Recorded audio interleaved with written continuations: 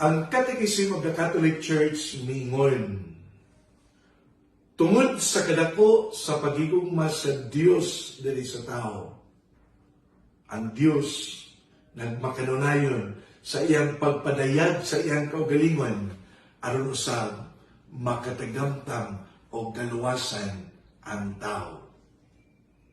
Pinaagi sa giingon, the transmission of divine revelation. Unsa man kini ang gisgutan sa Catechism of the Catholic Church na transmission of divine revelation.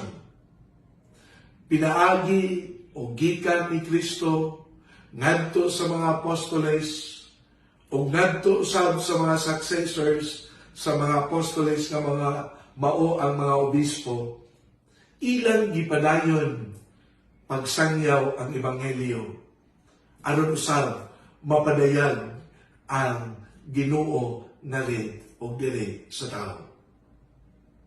Mauna nga sa ilang pagpadayon sa pagsangyaw sa ebanghelyo, ang Catechism of the Catholic Church mingon, adunay gitawag o tradition orally given gikan sa mga apostoles ngadto sa mga obispo na mao ilang mga successors. Hangtod na miabot ang panahon na ang mao nga pagsangyaw put into writing ilang gisuwat o diha na himugna usab ang hingon balaan na kasulatan, the sacred scripture. Kini mao ang nagpadayag usab sa presensya sa Dios. Mausab ang kaygayunan na ang Ginoo nakapakita pag-usab sa iyang kaugalingon kinsa siya, unsa siya ngadto sa tao.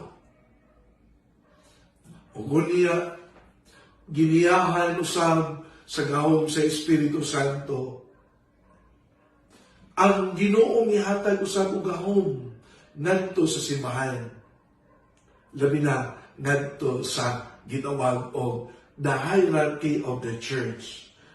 Pinaagi sa giya sa gahom sa Espiritu Santo ang simbahan gitagaan o kanang gitawag o magisterium of the church. Nga ang simbahan adunay gahom sa pag-interpretar unsa ang nasangyaw sa oral tradition, unsa sad ang nasulat diha sa balaan nga kasulatan.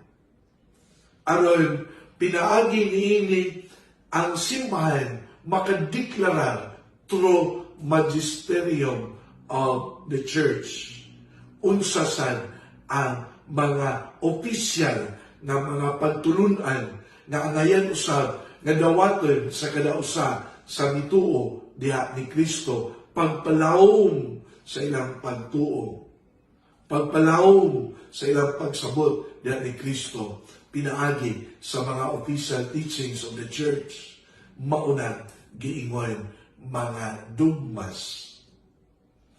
Mauni nga ang giya sa Espiritu Santo usab diha sa simbahan nagpalawom sa unsa man nga gipadayag sa Dios kadtong akong giingon.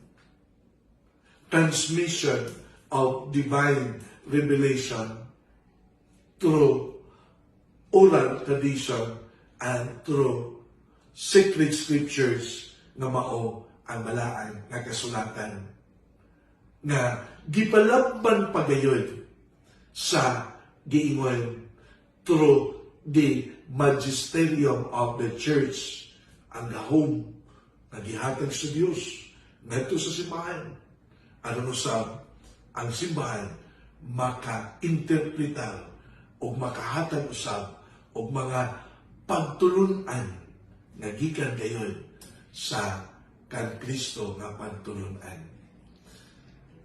Mga kaigsunan, kining tanan tungod usab kini sa makausapa sa gugma sa Dios ngadto sa tao.